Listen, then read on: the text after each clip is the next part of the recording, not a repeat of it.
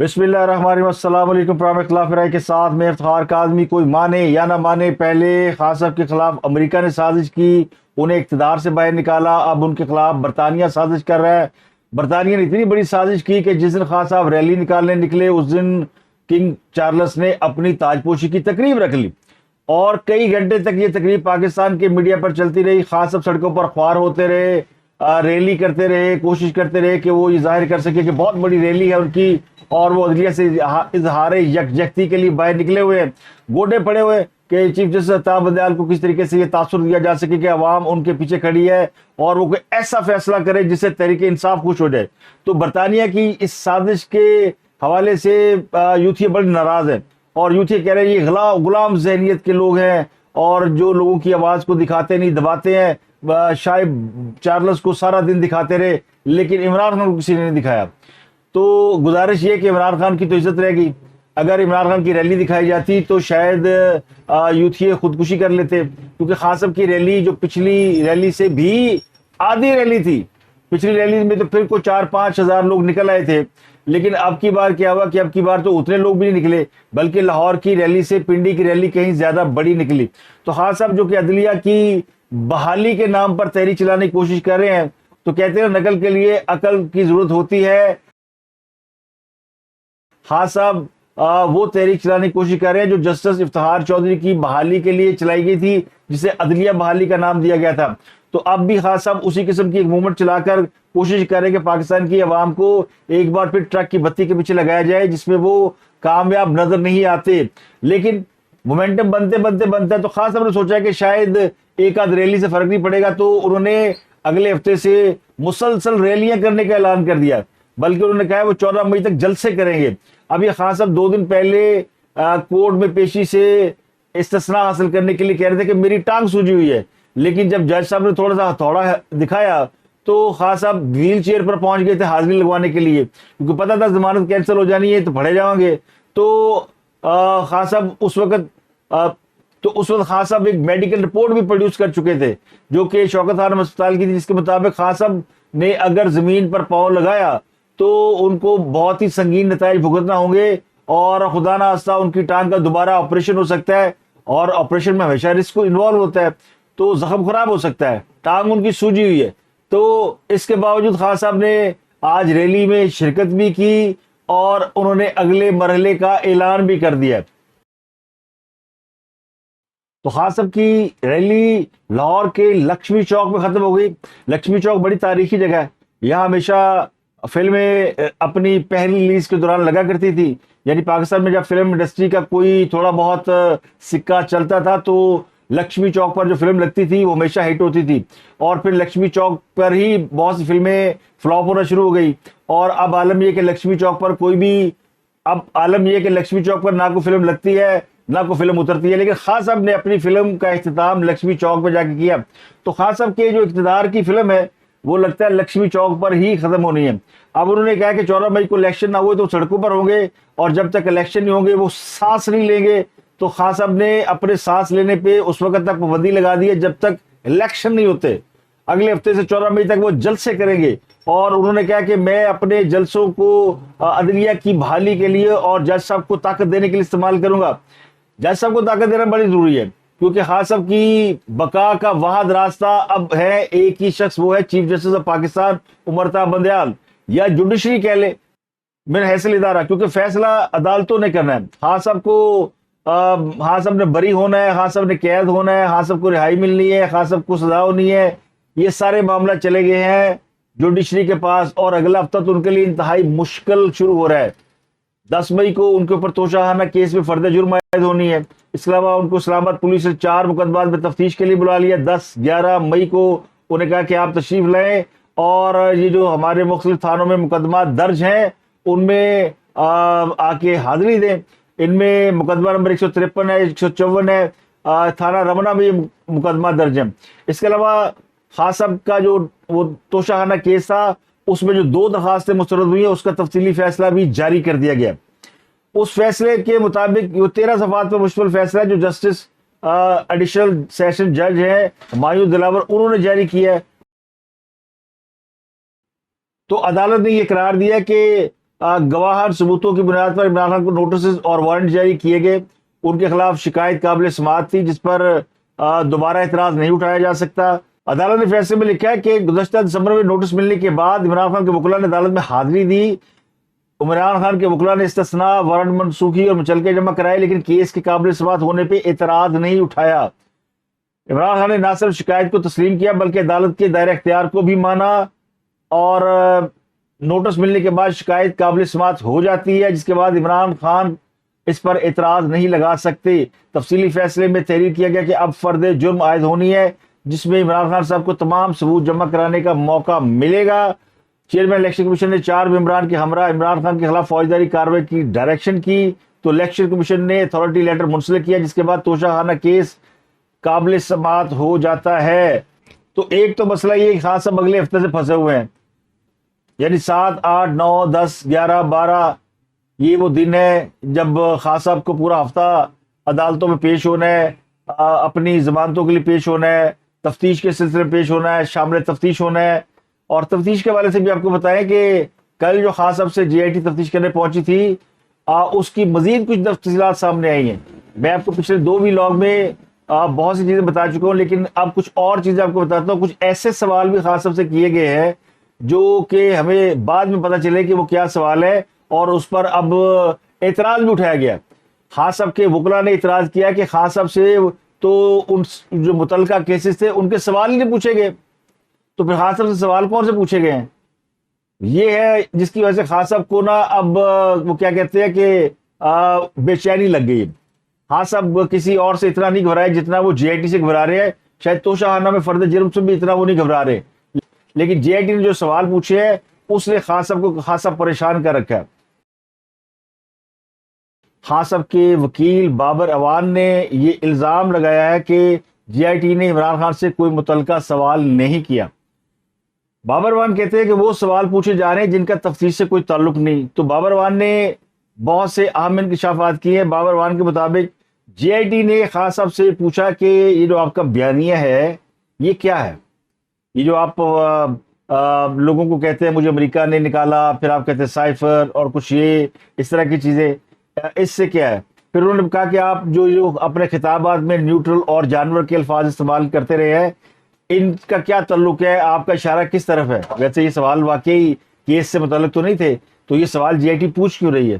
تو آپ کو میں جی آئی ٹی یاد کراؤں جو نواز شریف کی جی آئی ٹی تھی، اور جی آئی ٹی میں جب اسحاق ڈار گئے تھے تفتیش کے لیے اور حسین شریف گئے تھے تو پتہ یہ چلا تھا کہ جی آئی ٹی کیس سے متعلق سوال نہیں کر رہی، جی آئی ٹی کسی اور کچھ اور سوال پوچھ رہی تھی، غیر متعلقہ سوال پوچھے جا رہے تھے.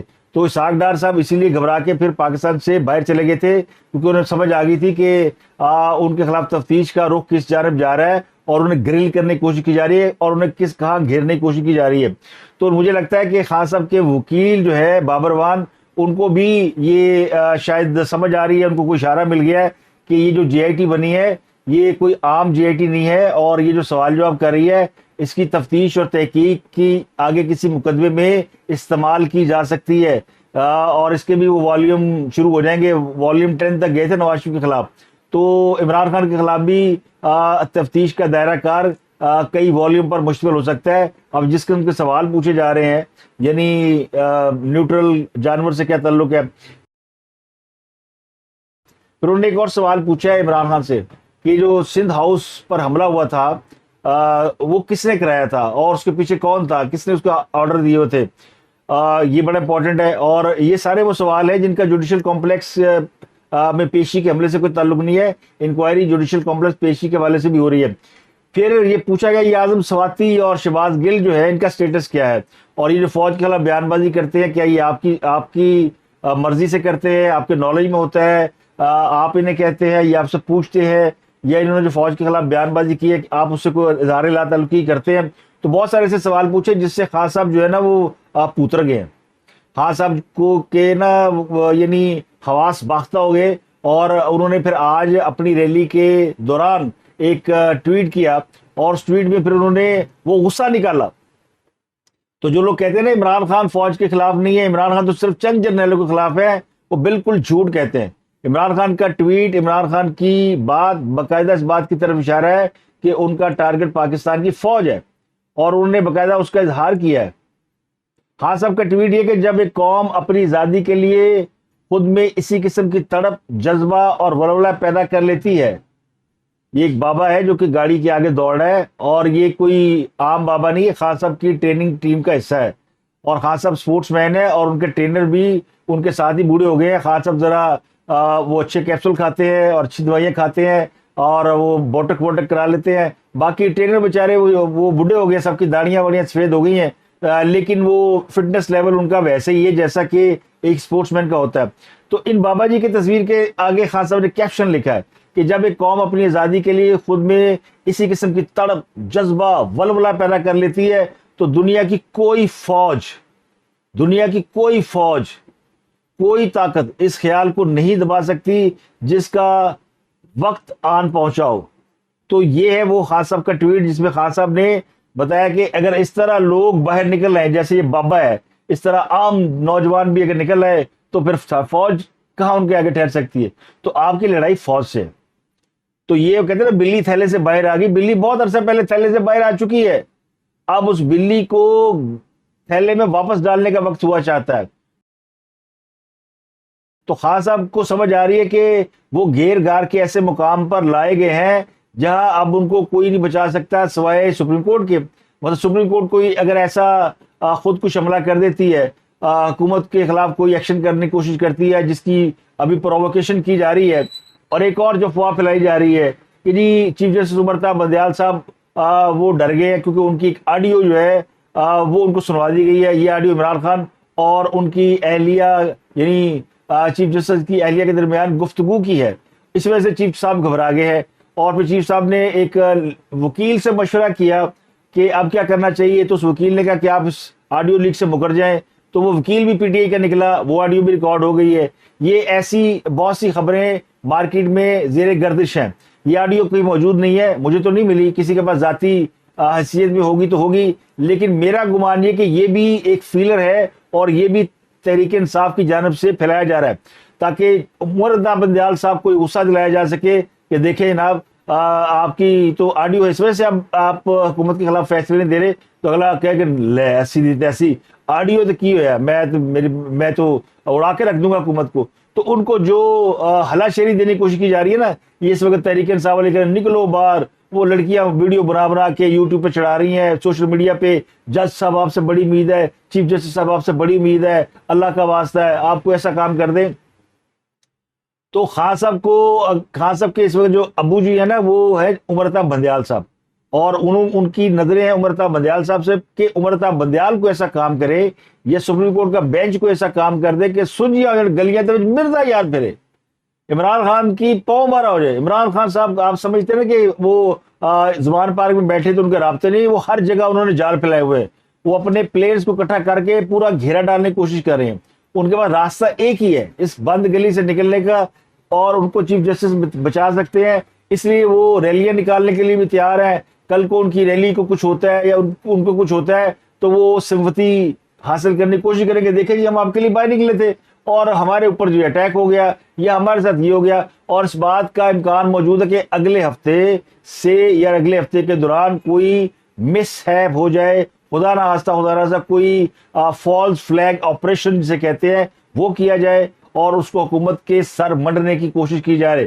ایسی بھی اطلاعات ہیں خفیہ اداروں کی جانب سے، انٹیلیجنس ایجنسیاں بتا رہی ہیں کہ یہ کوئی بڑا قدم اٹھا سکتے ہیں.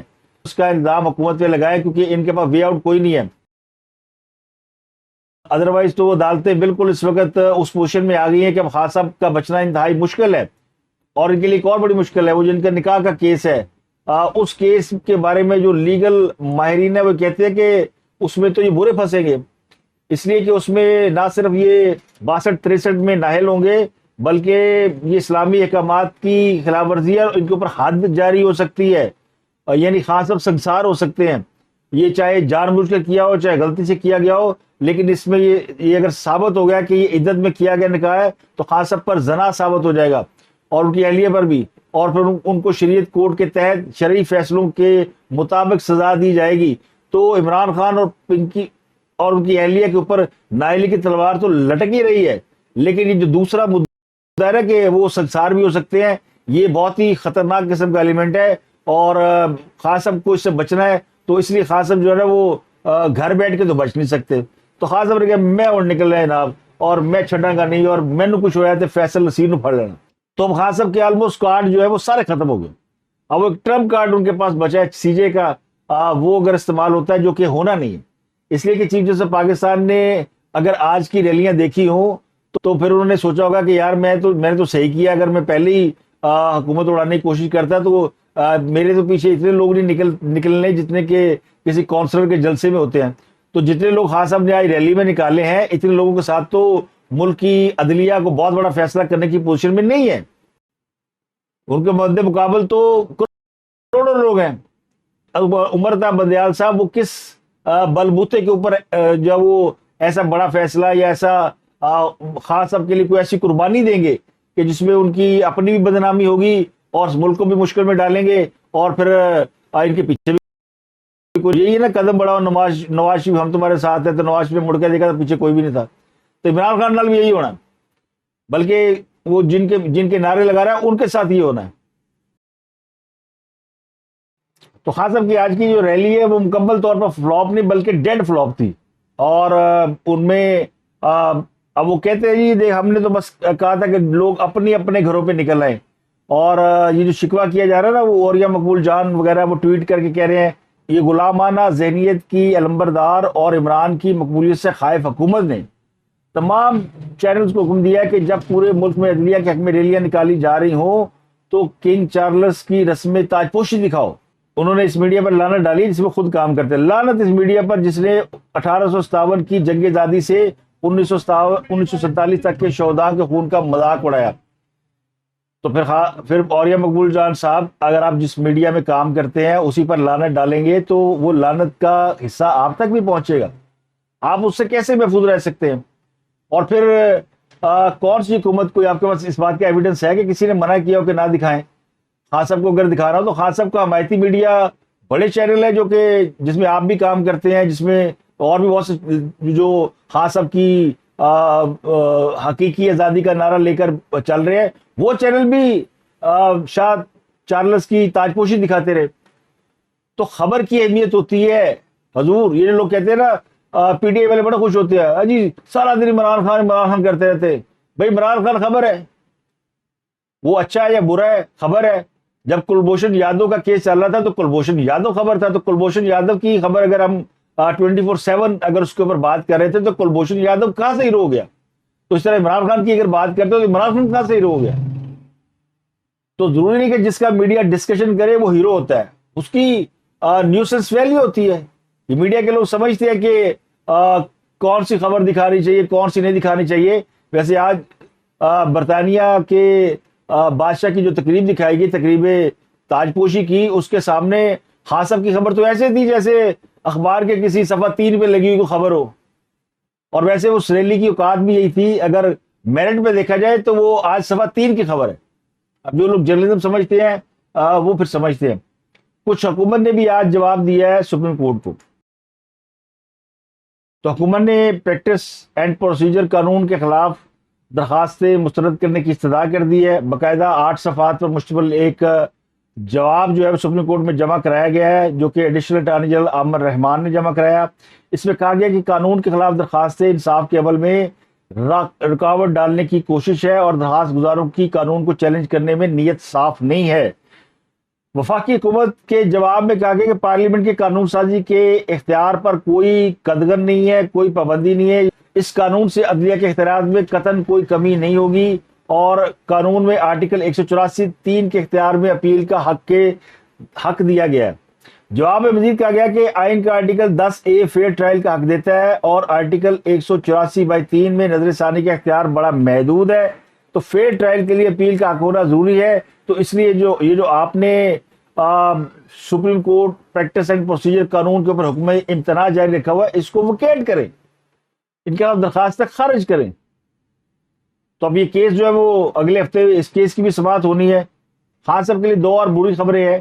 ایک خبر یہ کہ شہباز شریف انگلینڈ گئے تھے شاہ چارلس کی تاج پوشی میں، تو ان کی وہاں ایک ویڈیو آئی ہے جو بڑی وائرل ہو رہی ہے، جس میں وہ شاہ چارلس سے بڑے خوشگوار انداز میں بات کر رہے ہیں. صرف مسافہ نہیں ہو رہا بلکہ ان سے ہلکے پھلکے انداز میں گپ شپ بھی ہو رہی ہے, اور وہ چارلس جو ہے وہ مسکرا بھی رہے ہیں بلکہ کہکے لگا رہے ہیں, جس سے ان کی پاکستان کے وزیر اعظم کے ساتھ جو کمفرٹ لیول ہے اس کا اندازہ ہوتا ہے. تو سڑنا سے ہی کافی ہے, زمان پار سے لے کے بنی گالہ تک کافی دھواں اٹھ رہا ہے. دوسری بری خبر ان کے لیے یہ ہے کہ شہباز شریف جو ہے وہ 3 جولائی کو بھارت کا دورہ کر سکتے ہیں. بھارت میں ایک اور کانفرنس ہو رہی ہے اور اس میں بھی پاکستان کے پرائم منسٹر کو مدعو کیا جا رہا ہے. یہ جو بھی بڑا شور مچایا تھا نا, بلاول انڈیا کے لیے گیا, بلاول سے کسی نے ہاتھ نہیں ملایا اور بلاول کو بڑی شرمندگی کا سامنا کرنا پڑا. وہ اپنے یعنی ان کو ایک اور ان کو موقع مل گیا ہے شرمندہ ہونے کا, تو تھوڑا سا مزید اور شرمندہ ہو لیں. پی ٹی آئی کی خاتون راہیلہ سدپارہ کے نام سے بہت زیادہ سوشل میڈیا پہ ایکٹر تھی اور ٹویٹر پہ ہم نے بڑے ان کے ٹویٹ دیکھے. پتہ چلا کہ وہ خاتون نہیں ہے, وہ بھی اندروں ایک پائی نکلیا. تو یہ تحریک انصاف میں سمجھ نہیں آتی کہ خاتون کے بیس میں مرد ہوتے ہیں, مردوں کے بیس میں خواتین ہوتی ہیں. یہ کچھ کلچر ملا جلا جو ہے وہ پی ٹی آئی کے اندر ہی پایا جاتا ہے. تو وہ خاتون جو ہے, بلکہ وہ مرد ہیں, مرد نما خاتون یا خاتون نما مرد جو بھی ہے, وہ پڑیا گیا جی. پکڑے جانے کے بعد اس کا ہوا ہے سافٹ ویئر اپڈیٹ. اس کا نام ہے عبد الرحمان کمال. یہ دبئی میں رہتے ہیں. پاکستان کے آیا ورنہ ہاتھ آ گیا, بڑے دیر سے انتظار کر رہے تھے. حریم کے نام کا کچھ یاد ہے چلا تھا, بہت زیادہ ٹرینڈ چلا تھا. یہ اس میں بھی بڑے انوالو تھی راہیلہ سدپارہ. تو اس نے پھر آ کے اعتراف کیا. وہ جو اعترافی بیان دیتے ہوتے ہیں کہ جناب ہم سے غلطی ہو گئی, ہم پچھلے کئی سالوں سے کام کر رہے, تو اس نے بھی کچھ اسی قسم کا بیان دیا. یہ ویڈیو ملاحظہ فرمائیں. سوشل میڈیا 3 اکاؤنٹس استعمال کر رہا ہوں. ٹویٹر پر میرے 3 اکاؤنٹ ہیں اور فیس بک پر 1. ٹویٹر پر میرا زیادہ ایکٹیو اکاؤنٹ راہیلہ سدپارہ کے نام سے ہے, جبکہ فیس بک پہ میرا اکاؤنٹ سارنگ کے نام پہ ہے. پچھلے کئی سالوں سے پی ٹی آئی کے ساتھ منسلک ہوں. پچھلے 1 سال سے میں ٹویٹر پر راہیلہ سدپارہ کے نام سے پاکستان آرمی اور پاکستان آرمی کے شہداء کے خلاف نازیبا ٹویٹس کرتا رہا ہوں, جس پر میں معذرت خواہ ہوں. میں پاکستانی اداروں کو یہ یقین دلاتا ہوں کہ آئندہ میں پاکستان کے اداروں کے خلاف کوئی نازیبا الفاظ استعمال نہیں کروں گا اور نہ ہی کوئی ٹویٹ کروں گا. شکریہ. تو یہ ویڈیو بتاتی ہے کہ پی ٹی آئی کے اندر جو ہے وہ چل کیا رہا ہے. فوج کے خلاف بات کرنا یا فوج کے اوپر تنقید کرنا یا فوج کو ٹارگٹ کرنا, یہ پی ٹی آئی کی اسٹیبلشڈ پالیسی ہے. اور عمران خان صاحب نے کہا تھا نا کہ بھائی فوج, دنیا کی کوئی فوج نہیں روک سکتی اگر میرے یوتھ ہی ٹائیگر اگر وہ تگڑے ہو جائیں تو لڑائی ان کی فوج سے بھائی, کسی اور سے نہیں ہے. تو شکر ادا کرے خان صاحب کے آج ان کی ریلیاں ٹی وی نے دکھائی نہیں, ورنہ بہت سے یوتھی خودکشی کر لیتے اور ہو سکتا ہے کہ لیڈر بھی خودکشی کر لیتے. ایک لڑائی چل رہی ہے پاکستان بار کونسل کی اور سپریم کورٹ بار کی. اس میں سپریم کورٹ بار کے کچھ اراکین کو, جن میں صدر بھی شامل تھے, پاکستان بار کونسل نے ان کی رکنیت معطل کر دی تھی. تو سندھ ہائی کورٹ چلے گئی, تو سندھ ہائی کورٹ نے بار کے صدر زبیری کو بحال کر دیا ہے. بار کونسل نے ان کی جگہ پہ ایک اور شخص کو صدر بنایا تھا, لیکن اب وہ زبیری بحال ہو گیا. زبیری صاحب پہ الزام یہ ہے کہ وہ پی ٹی آئی کی سپورٹ کرتے ہیں اور وہ پی ٹی آئی کے ہمنوا ہے, اور ان کی سپریم کورٹ بار کو انہوں نے پی ٹی آئی کی ایک بی ٹیم بنا رکھا ہے. تو بہت سارے کیسز میں جو کہ میرٹ پر بھی ہے, ان میں بھی وہ پی ٹی آئی کی مخالفت کرنے کی بجائے اسے سپورٹ کرتے ہیں. تو ایک جھگڑا چل رہا تھا پاکستان بار کونسل کا, بڑی شکایتیں تھیں. ان کی ایک آڈیو بھی آئی تھی جو کہ متنازع تھی, جس میں کچھ ایسی لین دین اور میچ فکسنگ کی اور بینچ فکسنگ کی باتیں ہو رہی تھی چودھری پرویز الہی کے ساتھ. تو اس کی بنیاد پر ان کے خلاف کارروائی ہوئی اور پاکستان بار کونسل نے معطل کر دیا. یہ لڑائی بڑی لمبی چوڑی چل رہی ہے, وکلا کے درمیان بھی بہت دھڑے بندیاں ہیں. آج پشاور میں بھی بار کے الیکشن تھے اور وہاں پہ مسلم لیگ نون کے امیدوار طارق افریدی ہیں, انہوں نے میدان مار لیا ہے اور انہوں نے پی ٹی آئی کے گروپ کو شکست دیا. تو پشاور بار میں بھی مسلم لیگ نون کا دھڑا وہ جیت گیا. تو پاکستان کے اکثر بار کے جو دھڑے ہیں اس میں مسلم لیگ نون کے حمایت یافتہ امیدوار وہ جیت رہے ہیں. اب تک کے لیے اتنا ہی. آپ سے ملاقات ہوتے اگلے ویلاگ میں. اپنا گردن واگ لوگوں بہت خیال رکھیے.